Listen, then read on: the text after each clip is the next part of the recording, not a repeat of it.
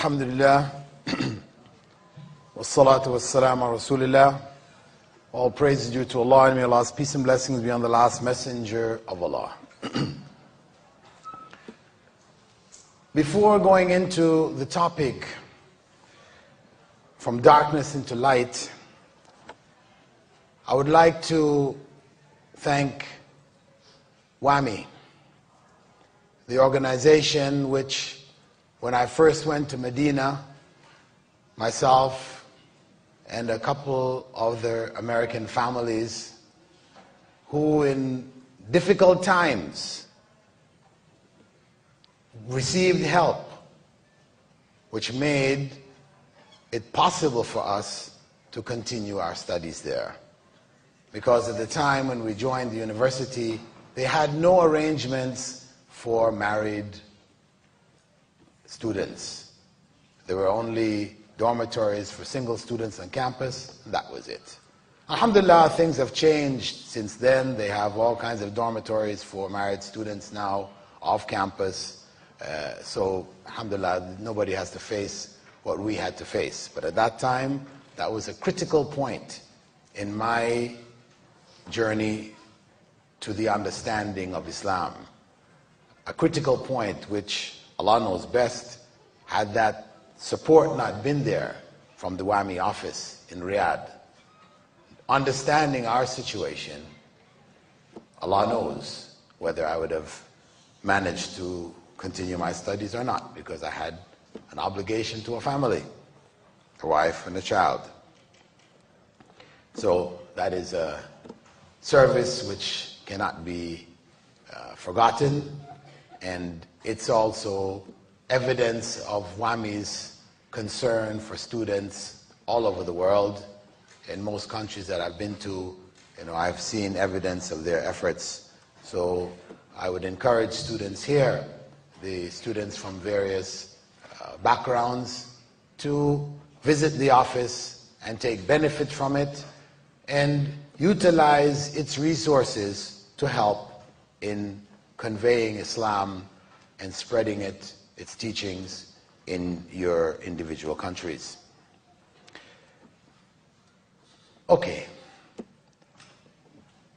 Last night at the lecture in the masjid,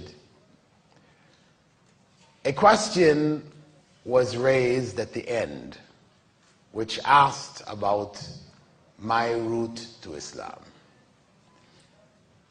And the organizers had forgotten or didn't realize that that's what I was supposed to talk about tonight.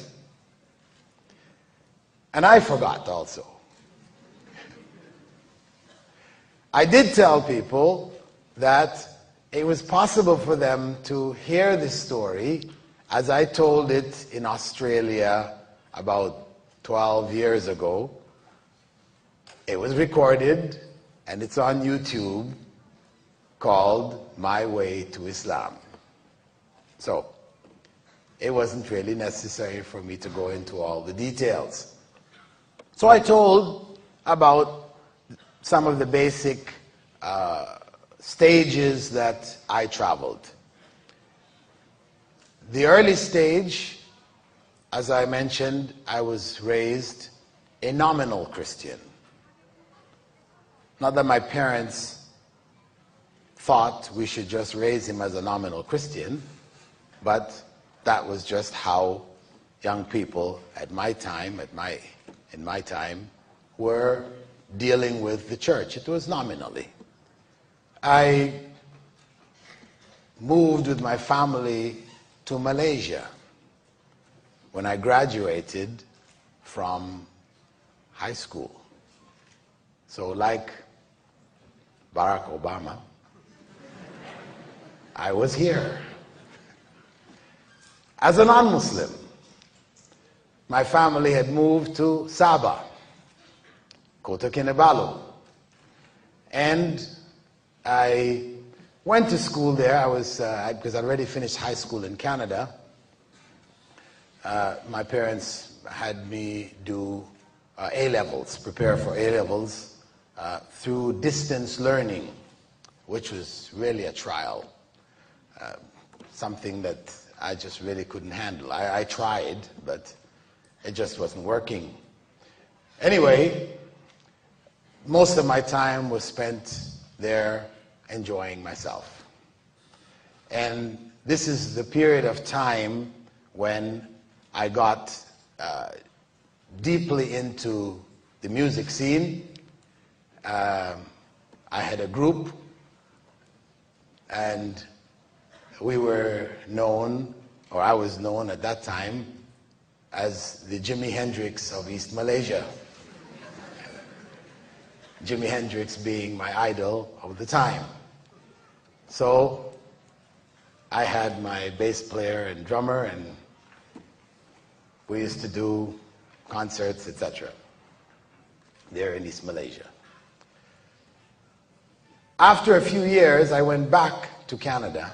My parents got me into Simon Fraser University in East Coast Canada, which accepted students with grade 12. The other parts of Canada required grade 13, but the new system, the American system, was beginning in Canada with only grade 12 and 4 years of university.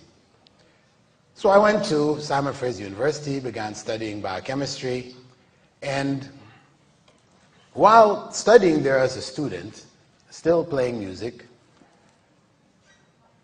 I started to realize that there were some serious issues in the world.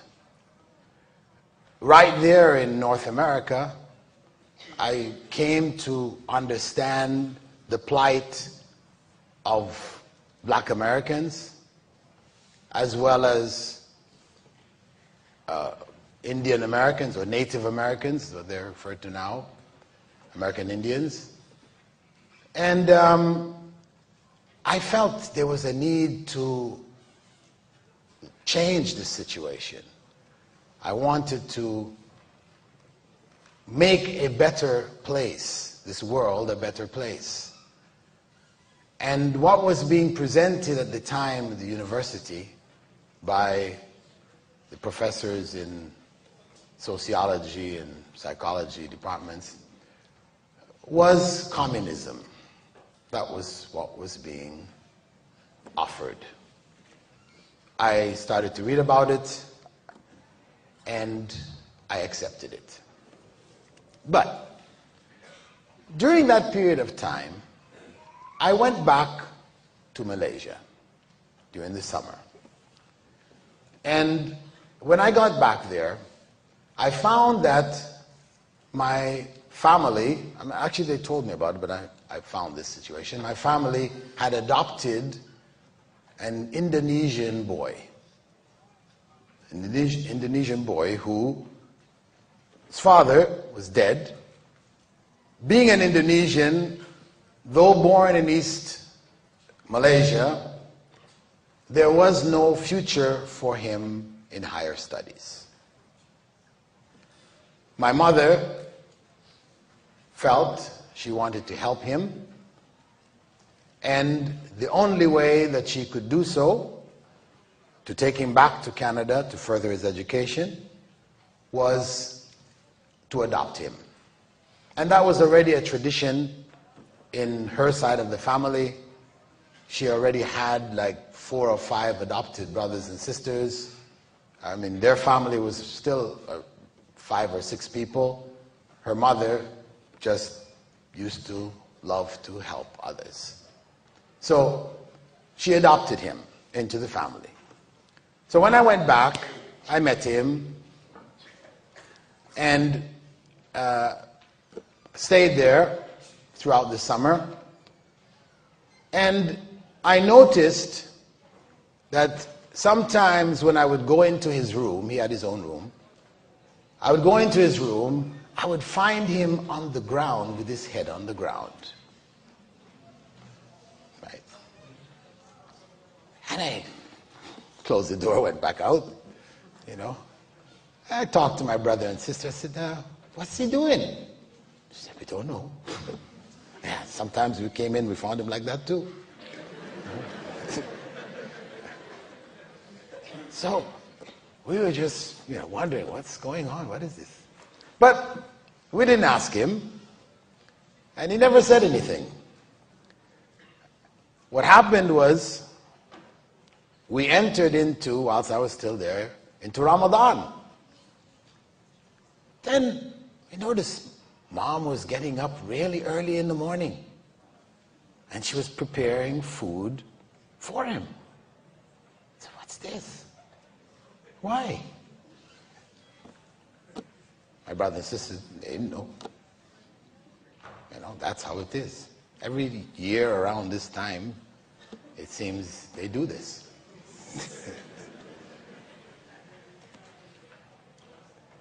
And my mother, we also noticed after Ramadan, I noticed anyway, my brothers and sisters, they noticed it earlier, they pointed out that every time Mom and Dad, whenever they had a meal, which was a meal using pork, right? She would cook fish for him.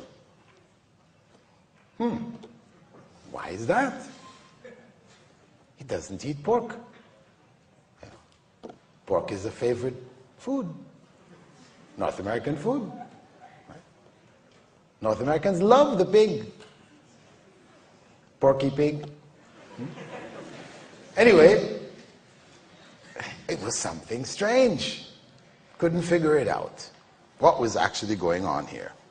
Anyway, my vacation was over. I went back to university, and in the Communist Party, we had a student revolt, shut down the university, took it over, police. Eventually, the university was reopened, back in classes. But I felt I really didn't need to be here anymore. So I just finished my third year. I left school, went down to the States, and linked up with the Communist Party down in the States in California, spent time there. Then moved back to Canada, but back to Toronto, which is where I was raised. And as I mentioned yesterday, I eventually became dissatisfied with communism. It didn't really seem to have the answers. Morally, I could see it was totally out to lunch. Engels were saying that the family is the place of oppression of women. It's better for people not to have families. Just males and females. We get carers to look after the kids. And so the relationships, families, people who already had families before they joined the party, etc., their families just broke up, fell apart. And I saw people were unscrupulous. I mean, it became clear to me. I remember one day after a rally in which we raised money for some political prisoners. And I needed to get some cigarettes. I didn't have enough money. I talked to one of the people that was handling the finances. I said, can you lend me some money? I need to buy some cigarettes. He said, no problem. They opened up the money which had been gathered and raised, for the political prisoners. Hey, I said, but that's their money, isn't it? It's for them. He said, no problem. We pay for our rent, parties, no problem. I said, oof. I didn't like that, really. But it was symptomatic.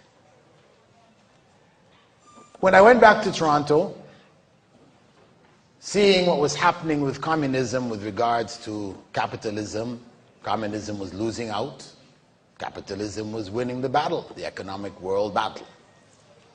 It was a failure, communism. And reading the history Marx, Lenin, they were relatively okay, but when Stalin took over, millions massacred. Mao Zedong, millions massacred. Why? Bourgeoisie, you can't reform them. These are the enemies. The only way is to eliminate them. A very vicious, harsh system. So, as I mentioned before, at that period, a close friend of mine who was in the party with me, who was in fact actually a Maoist, that was the most strongest of the communist factions, memorized the red book of Mao Zedong. She accepted Islam. That just blew me away. Wow. How? Why? And she explained that it was not what I thought it was. Islam is different. It's not like the other religions, etc., etc. So I started to read. And then I told you yesterday that after reading the book of Muhammad Qutb, I was convinced, intellectually, that Islam was the way. But spiritually, I had denied that there was a God for about 4 years by then. There is no God. Even before that, I said, growing up, I mean, even as a Christian, I really didn't think too much about God. I mean, it was just, we'd hear God, but usually it's like, God damn it, you know. That's where we heard it most, right? But now this was an issue. If I was to become a Muslim, I had to address this issue. I really didn't know where to go on this. I talked with some people who were already converts around me, but I wasn't convinced spiritually. What happened was the commune I was living in, you know, as communists, we were living in communes, meaning that it's a communal house. We rented a house together, everybody just has a room in there, a common kitchen everybody uses, you know, males, females, everybody's in their individual rooms. And in my room, I used to have a library. I used to read a lot, so I collected a lot of books. And because when you live communally, you know, people go in and use other people's stuff, because we looked at it like, even though it was officially mine, it was everybody's.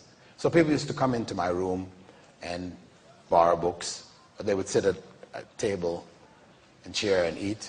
And read the books. Then one day, when I had gone into the room, I'd lay down on the bed to go to sleep. And there were a couple of people had come in, were reading at the desk. I was slipping into sleep, but still aware of the room. So sort of halfway between sleep and waking. And whilst I was in that state, I could see myself walking with a bike, because I used to ride a bike, walking with my bike to this, what looked like a warehouse, a door. And I walked into the warehouse. The warehouse was pitch black, dark. I kept walking in. And as I walked in, further and further, I would always turn back and check to see, is the door still open? Further I went, the smaller the door got. The light outside. It was getting smaller and smaller. But somehow I was just driven to keep going in. Until, as you can imagine, I reached the point where I turned back and there was no light. I was in pitch darkness. At that point, this fear came over me, which I had never experienced in my life before. It was a fear which just shook me to the root of my soul, really. I felt death, that I was dying. If I didn't get out of this place, I would never get out. That's what went through my mind. So I started to scream for help. Because somehow, in spite of all of this darkness and everything, I could still see those people sitting at the table. So I was calling out to them to help me. But in that state, and I've spoken to people, other people at different times, where they've found themselves in a similar state. At this point, when I tried to scream, words just wouldn't come out of my mouth. They were just stuck in my throat. No sounds would come out. I was screaming in my brain, but nothing was coming out of my mouth. They couldn't hear me. I did that for a bit, and then I realized that it was all over. They couldn't help me. I couldn't get myself out. I was finished. So I just gave up. That's it. It's all over. When I gave up like that, I woke up. Oof, sat up in my bed. Wow, that was really a shock. Really a shock. You know, I sat there for a bit and I was just thinking. I said, wow, what was that? And then it hit me, you know, hey, the people in the room couldn't help you. You couldn't help yourself. So, who got me out of this? Obviously, it was somebody beyond me. Beyond the people in the room along with me. And this is when I started to feel a sense of God being there. So that was my, you could say, spiritual experience, which opened me up then to say, yeah, let me go ahead with this and become a Muslim. So I told my friends who had become Muslims, yeah, I want to become a Muslim now. So they did the ceremony of Shahadah, declaring faith, declared my faith. Okay, what do I have to do now? You got to pray. Okay, so how do we pray? So they told me, you stand up and you have to say these things. They wrote it out on a piece of paper for me. And then you say Allahu Akbar and you bow and you stand back up again. And then you prostrate on the ground. I said, hey, what's that? Yeah, this is what we do. We Muslims do it. I said, what? That's what my brother is, that adopted brother of mine. He's a Muslim. He's been a Muslim there with us all these years. I was shocked. By then, my parents had come back to Canada, and they were in Ottawa, the capital, and he was out there going to university. Immediately after I finished learning the Salah, I got on the next train out to Ottawa. So I went there and came to the house, and the first person I met, my brother had come, he'd opened the door. He opened the door, I said, stepped in. I said, you're a Muslim? He said, yeah. Well, I'm a Muslim too. He said, oh, that's great, you know. I said, what are you, all these years that you were with us and you never said anything about this. You never told us about Islam. How could you do that, man? He said, well, you know, I didn't feel good to try to explain Islam to the family because your parents had done so much for me. You know, I didn't want to introduce anything which would create confusion or bad feelings or, you know, disruption to the family. And so I said, I couldn't say anything. I said, no, that's not right. You had to say something, man, regardless of what the consequence was going to be. You couldn't have left us all these years and not say anything. I was really upset. Eventually I calmed down and, okay, right, all right. What to do? Alhamdulillah, I found Islam. Better late than never. So I informed my parents, and unlike what happens to many converts, my parents were quite happy. They were quite happy with my acceptance of Islam. Obviously, my mom knew about Islam. Both my mother and father knew about it because this getting up for suhoor and preparing, for her to do that, she had to know about Islam. Preparing fish instead of pork, and she had an idea. In fact, she had studied something about Islam. She had taken a course in Toronto, University of Toronto. She had taken a course when she was doing her master's. Taken a course in, what do they call it? World religions, maybe it was called then, or comparative religion, something like this. Anyway, she told me, and she even had the books, still had the books, I took them. She told me that, she used to attend this class, and the class, when she studied the class on Islam, she took the course on Islam, she found that the professor was attacking Islam in every single issue. Every issue he would bring up about Islam, he would attack it. Look at these people, and this, and... So she felt something's not right here, So eventually she stood up in class and she said, listen, if there is nothing good in this religion, then what are we taking it for? What are we studying it for? I said, well, this is a requirement of the university, blah, blah, blah. But she wasn't happy. She went back to the library and she chose her own books to read. Instead of what he had prescribed, she went and found some other books. The History of Islam by Hitti, Lebanese Christian, Arab, but he presented Islam in a relatively neutral way. He presented the facts.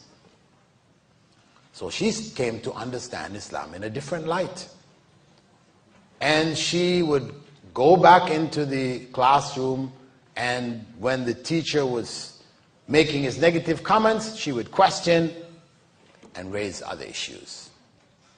She was challenging him in the class. And every class became an argument. And she didn't get top marks on her assignments.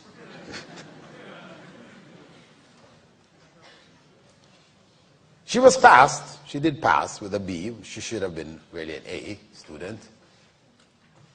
And later, she came to understand the professor was a Jewish professor.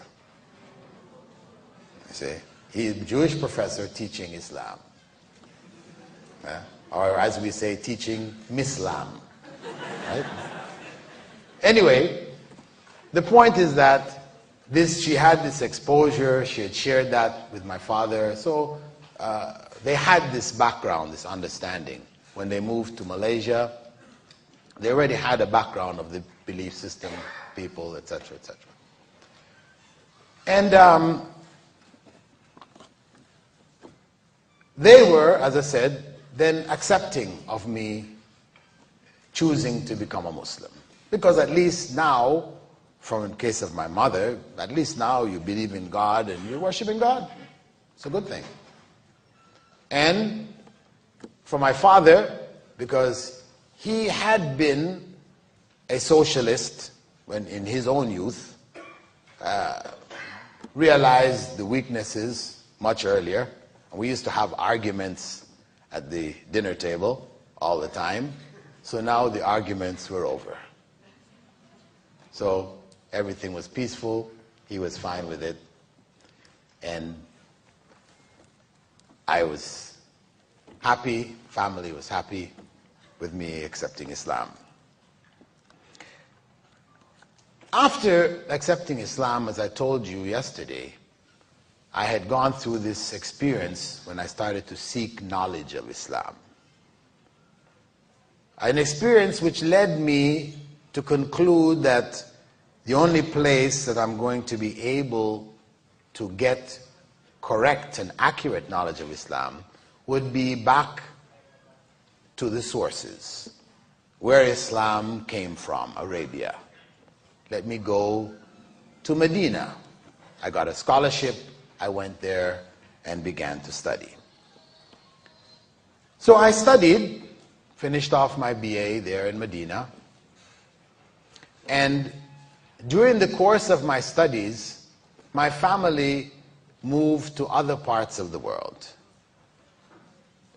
My father and mother, they moved to northern Nigeria, and they taught there. They're both teachers, trainers of teachers, teacher trainers.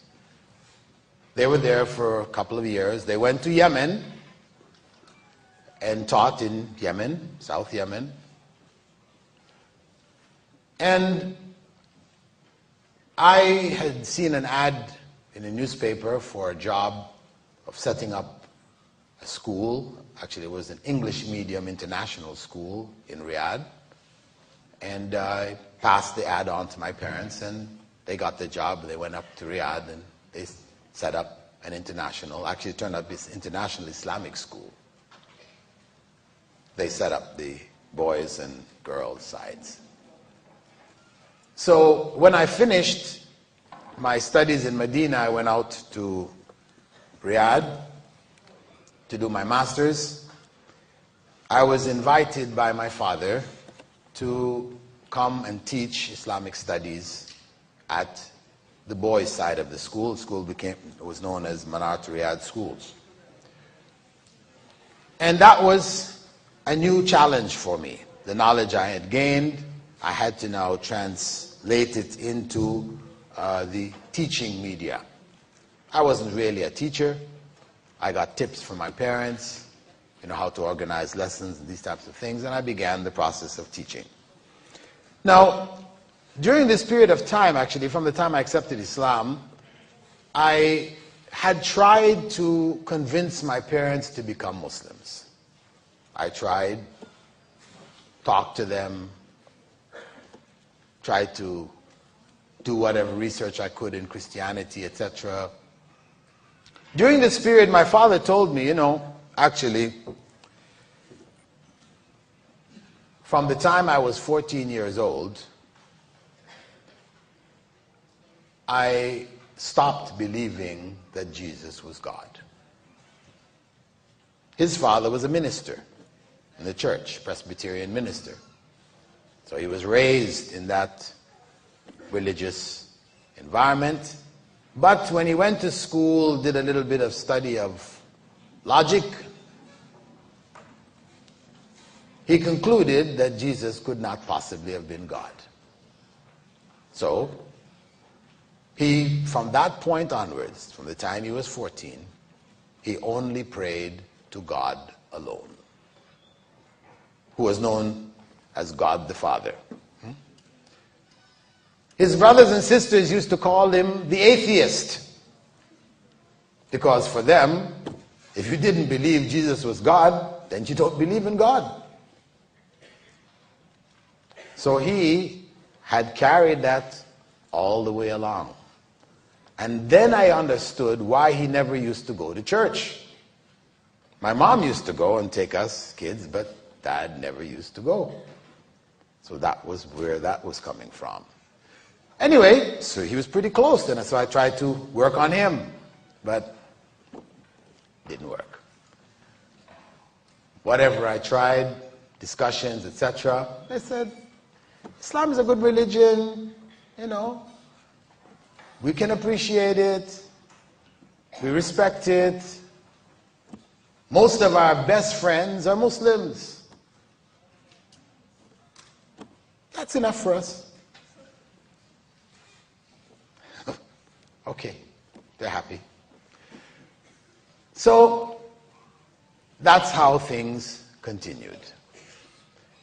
At one point, while they were in Saudi Arabia, I had finished off my master's, and I had prepared a booklet really, for explaining Islam to non-Muslims. It was called The True Religion of God.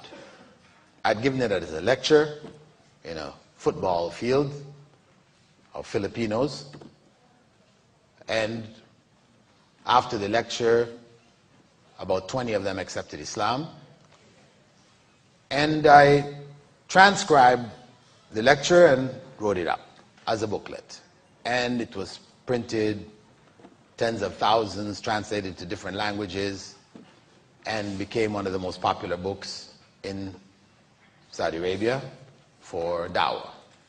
Anyway, after a few years, a couple of years, I felt that the book needed to be rewritten because it was transcribed from a lecture. And the way you speak is really different from the way that you write. Right? So, although I had done some editing, I wanted to rewrite it. So I began and rewrote the whole book as a booklet. After I'd finished, I took it to my parents. And I said to them, listen, you know, I'm going to publish this, republish this booklet. Could you go over it for me, please? You know, edit it. My dad was an English specialist, master's in English. And mom, her English is very good. So I said, could you please go over it for me? And anything you find in it which is not correct, of course, grammar, catch my grammar, whatever. But even the ideas, the concepts, if it's not clear, you know, I'm making illogical conclusions, whatever, let me know. So I gave it to them. They went through it. I came back, asked them. They said, okay, this you need to change, this. Okay, I said, fine. I went, changed it. Brought it back again. They went through it again. Yeah, it's good now. So I say, okay, there's nothing wrong in it. Everything is clear. And he said, yeah, it's fine now. So I said, so why don't you accept Islam?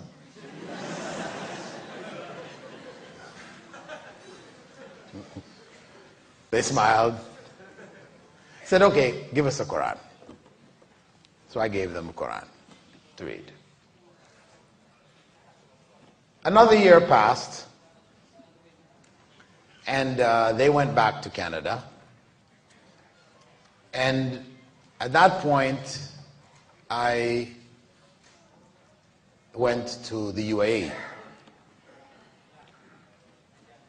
And I went to Canada from the UAE to visit them.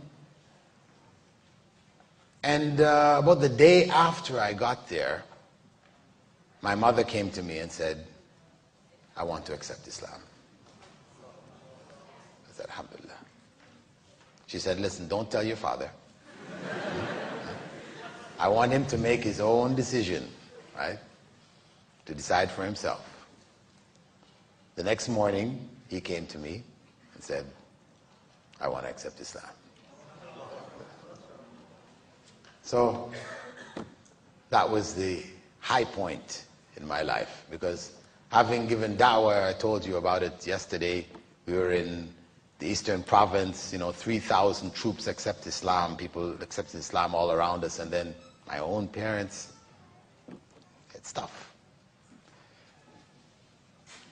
Anyway, I asked my mom afterwards, I said, what caused you to make this decision after all this time, and why did you decide? She said, you remember when you came to visit me in Jeddah? They had moved down to Jeddah. And I told you that there was something in the house. I'd gone and visited her in Jeddah. And she felt there was something in the house. She said, she would look and there would be something would move, and she'd, what is this? What's going on here? So what she did was she knitted a cross. She knitted a cross, right? And she put it over her doorway. but it was still there. So when I came down to visit, she told me about it. She said, this. So I said, okay, give me that Quran that I gave you. And I read Surah Al-Baqarah, second chapter of the Quran, the whole surah there. Okay? And this is what the Prophet ﷺ had said, that it will drive out the evil forces, the jinn, what the West call ghosts and things like this. So I recited it, I read it, and then I left. And actually it just went from my mind after that. But she said, when you left, it stopped. It wasn't there anymore. She had knitted the cross, it didn't work. You read the Quran, and it worked. She said, okay. That caught her, as giving some additional support to Islam being the right choice. So, alhamdulillah,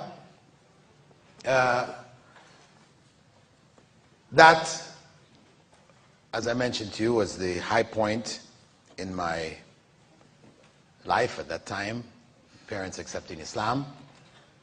In the UAE, I began to teach, finished off my PhD in Wales, began to teach in the American University in Dubai, in the UAE. And I taught there basically for 10 years and set up a Dawah center called the Islamic Information Center in Dubai. Alhamdulillah, quite a few hundred people accepted Islam from that center over the years. And in the beginning of 2000, I set up a department of Islamic studies at a university in Ajman. I left the American University because I wasn't getting the opportunity to set up a department, so I set up this department in Islamic Studies in Preston University, Ajman. I hired staff and we began teaching Islamic studies there. I prepared a curriculum based on what I'd studied in Medina. I looked at what was there in Azhar, in Durman Islamic University, looked at the universities that were around, and tried to put together the most comprehensive syllabus for the BA studies there. After a couple of years teaching in that program, I moved to Qatar. And there I tried to set up something similar, wasn't able. In 2007, I set up a program of BA studies connected as distance studies with Durman Islamic University. So the degree was issued for those students from Durman Islamic University in the Sudan. And at the same time that I did that, I started a diploma program online. I set up this university program, Islamic Online University, as training, preparing to actually launch a full-scale BA, MA, PhD program online. So it was sort of like a training period. So we started with short courses, something like the Al-Kawthar, Maghrib courses, 10, 15 lectures long. And I offered it free. And that was something I didn't realize how much people wanted access to this knowledge, that within the first year we had 1,500 students. By the second year we had 4,500. Third year we hit 10,000 plus students. By the fourth year we had hit 35,000 students. The numbers were just, exploding. And we had a greater and greater reach. And so this is the program which was introduced to you, the diploma program, where all of the courses are absolutely free. And there are no requirements to get in, no age requirements, no certificate requirements, nothing. You register, get your code, and go ahead and study. What you want to study, when you want to study, how you want to study it. It's all there. And last year, we began the BA program. And the slogan of Islamic University is basically changing the nation through education. Because the issue of da'wah, calling people to Islam, is something that has always been dear to me. You know, despite teaching in university, etc., I was always involved on the ground, explaining Islam, whether it's in university settings, institutes, etc., clarifying mainly misconceptions that people have about it, you know, presenting the message of Islam clearly, especially to Westerners, people from Western-influenced cultures. So the BA program was begun last year. However, the BA program, because of the fact now that we had to have times, you can't run it like the way we were doing the diploma program. We had to have requirements. People had to be at least high school. And we had to have a registrar who was full-time, etc. So because we had to hire people now, the diploma program has basically about 25 volunteers from around the world. They're wherever they are. They work online, so everything is functioning completely online. For the BA program, of course, now we had to make hard copies of documents and create files and all these other kinds of things. So some cost had to come up. So we introduced a registration and examination fee. But the course fees, no course fees. People can study as many courses as you want. It's the same. Each semester would be, depending on where you are, according to the UNESCO breakdown of nations, underdeveloped, developed, highly developed, etc., we gave scales from $20 to $60. $60 if you're in the US, $20 if you're in Africa, India. This is the scale that we developed. And alhamdulillah, that a lot of people have responded to it and are signing up and studying. And this we wanted to share with you this evening, that you pass this information on to others. Those of you that are studying in other fields, you can take individual courses. You don't necessarily have to take the whole BA course. You can take part of the subject, some subjects that you're interested in. But I just wanted to stress to you the importance of Islamic knowledge, that you must access it regardless of the field that you're in. Whether you're in engineering or medicine or mathematics, teaching, whatever, as Muslims, we should have sufficient knowledge of Islam to guide us in our various fields. This much knowledge is compulsory. If you're a cab driver, then you need to know the knowledge that Islam has, which deals with being a cab driver. Can you pick somebody up who's got a case of beer in his hand? Can you transport this person? Islamically, is it permissible? You should know. I mean, being a cab driver doesn't mean you're exempt. There should be a difference between a Muslim cab driver and a non-Muslim cab driver. As a Muslim cab driver, there are guidelines that you have to follow. As a non-Muslim, there are none. Just whatever the law says, you must do this, you can't do that, whatever. But beyond the overall governmental laws, for a Muslim, we have the Sharia. The Sharia, which touches every aspect of our lives. So whatever we have to do, regardless of our professions, our circumstances, it is an obligation on each and every one of us, a religious obligation, to have sufficient knowledge to do whatever is required of us in a way which is pleasing to God. That's the bottom line. What I need to know, you don't necessarily need to know. What you need to know, I don't necessarily need to know. But each and every one of us has a certain amount of knowledge that we must know. I mean, there's some basic knowledge that we all share. The 5 pillars of Islam, 6 pillars of Iman, that's basics.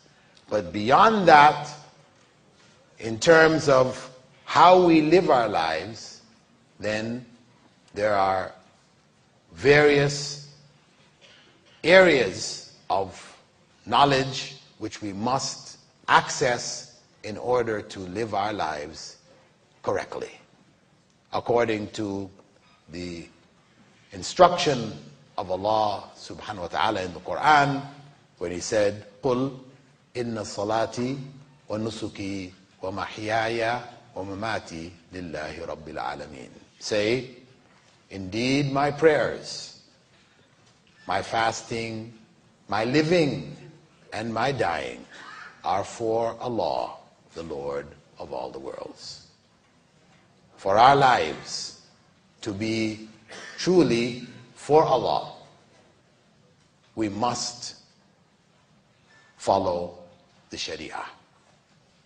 Whether the country follows it properly or whatever or not, we as individuals are required to follow it to whatever degree it is possible.